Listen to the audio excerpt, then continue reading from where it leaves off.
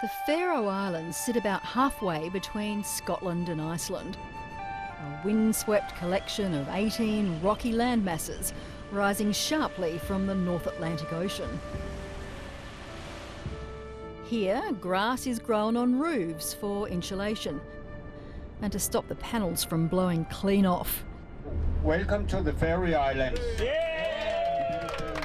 Led by Danish farmer and writer Niels Damsgaard Hansen, I'm among a group of international agricultural journalists, 22 of us from 14 countries, visiting this most enigmatic of places. This very magnificent nature is just so amazing, and it really hits you first time you get here. But I will say now it's my 5th visit, still hits me. The Faroe Islands are unofficially called the land of maybe. The ever-changing weather, with summer temperatures rarely topping 12 degrees, makes it hard to plan. It's also a land of fishers and farmers, and that's ostensibly why we're here. Hey Elaine, go and fly, yeah! Over the next 5 days, we travel from one end of the islands to the other, via tunnels through mountains and under the sea. We take ferries to places not connected by road. Our mission is to find out how this tiny country, with a population of just 50,000, can run a world-leading salmon fishery and be almost self-sufficient in dairy products, while taking a decidedly ancient approach to their iconic sheep. I'm feeling claustrophobic. This is terrifying. Yeah, I got it. Along the way, there are adventures that weren't in the script. Look, the ferry's coming in. A sedate boating expedition turned into a hair-raisingly fast ride around the fjords.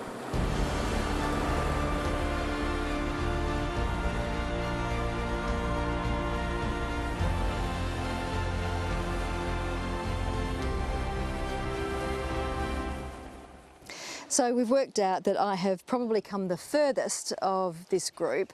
It's about 16,500 kilometres from Adelaide to the Faroe Islands. But fun fact, the reason that I'm a little bit underlit at the moment is because it is almost midnight. But have a look at that sky. You don't get much sleep here.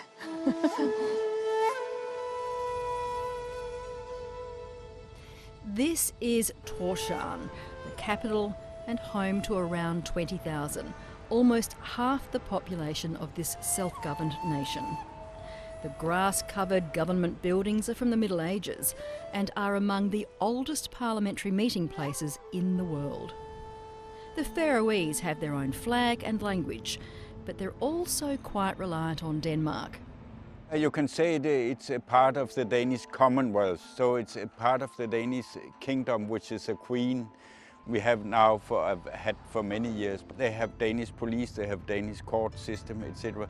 They are supported money-wise. There are many, many, many more sheep here than people. They're different sizes and colours, but they're all the same breed, and one that is unique to the Faroes. And if you ask the insurance company how many ewes there are on the Faroe Islands, they'll reply that there are 5,000, but we have like 80,000 ewes, breeding ewes. Everyone knows it, but nobody does anything about that. Jens Ivan Huidronium is an outspoken advisor in the Agricultural Agency who says this country could grow more of its own food if only the politicians would listen to him. It's an island community, a bit isolated, has been very isolated, and common for islands community is that change doesn't come easy. It does not come easy. It takes generations. Not much has changed in the sheep industry since the Viking days. However, on an island only accessible by boat, and also the location of the latest James Bond movie, Ivan Olausson is seen as an enlightened producer. Anyway, we didn't come here because of James Bond. We came because he's a very knowledgeable farmer about sheep production and sheep breeding. Yeah, welcome. Thank you, everybody. Many leave their sheep in the mountains year-round, and they get to sell just one lamb per ewe.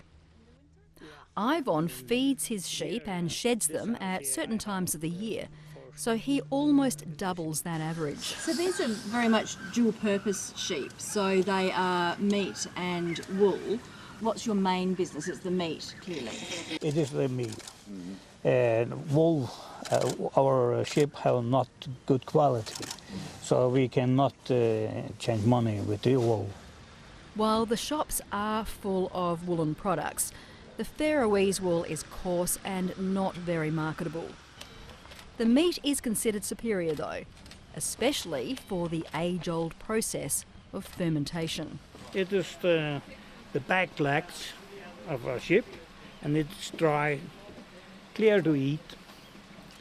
We use it on bread. A sheep farmer himself, Jens tells us something extraordinary. There is no abattoir in the Faroes. All livestock is killed on farm. It's a bit of the Wild West. Sometimes way more than 50% is not registered, like it's the black market. Even restaurants buy directly from the farmer with no centralised marketplace or quality assurance. It's horrendous. It is. You never, ever, ever, ever hear any politician talking about or being concerned about food security, safety, self-sufficiency. Dairy is different though. High on a hillside is a new $5 million shed and the country's biggest dairy farm. All cows are kept inside year-round. The main challenge is the weather, I think. Roy Absalenson is in business with his cousin and uncle, who has a 600-year attachment to this land. Say your uncle's 25th generation. Yeah, I'm not sure. At least. yeah. And yet robots are now in charge of milking and feeding this family's 110 cows. The industry has gone through a rapid period of consolidation since 2004, when quotas were introduced and could be traded. Smaller producers sold out and bigger farms with mechanisation moved in.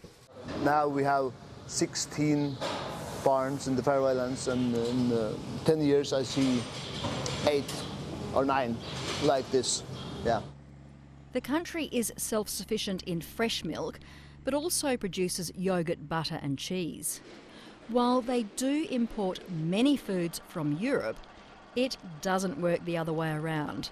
The Faroe Islands can't legally export their milk or meat. We could be way more self-sufficient if we just put our acts together, but if we do that, we're excluded from the European market with our fishing, and that's where the real money. Yes, it's hard to say, but when I love farming, but that's where the real money is. Salmon farming is by far the biggest single industry in the Faroes, and an astonishing 90% of the country's gross domestic product is the export of fish, both farmed and wild caught. We have a very good track record of being either the first in Europe or the first in the world to do all sorts of different things. Levi Hansen is the marketing manager with family-owned company Hidden Fjord. And started farming salmon in the early 80s, together with lots of other Faroese companies. At the time, there were approximately 70 companies that started, and today there are 3 left. With 220 employees, the company has a hatchery where they grow out the smolt, or young fish, before they're put into the farming pens at sea to grow to market size. To reduce their carbon emissions, Hidden Fjord became the world's first company to ship rather than fly salmon to their major market, the United States. Until recently, most fish went to Russia. A storm in January wiped out salmon stock, and meant they had to halt supply. When the war broke out at the end of February, 24th February, then we were not at that time selling to Russia because we didn't have any fish. But when we were then able to sell again, we chose not to.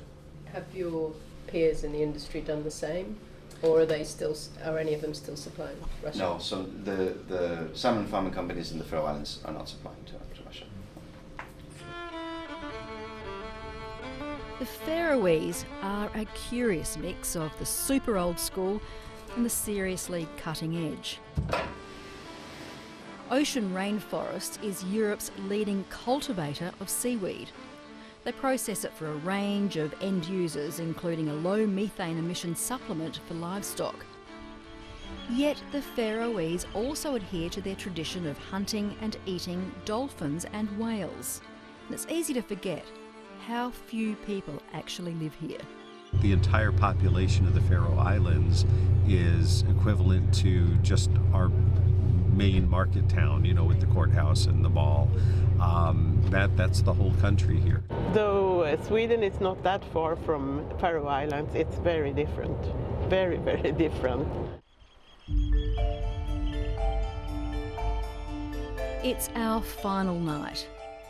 In the village of Kirkjubor lies the ruins of a 14th century cathedral. The adjacent white church was built in the 1200s. And the house nearby is almost 1,000 years old, one of the oldest still inhabited wooden homes in the world.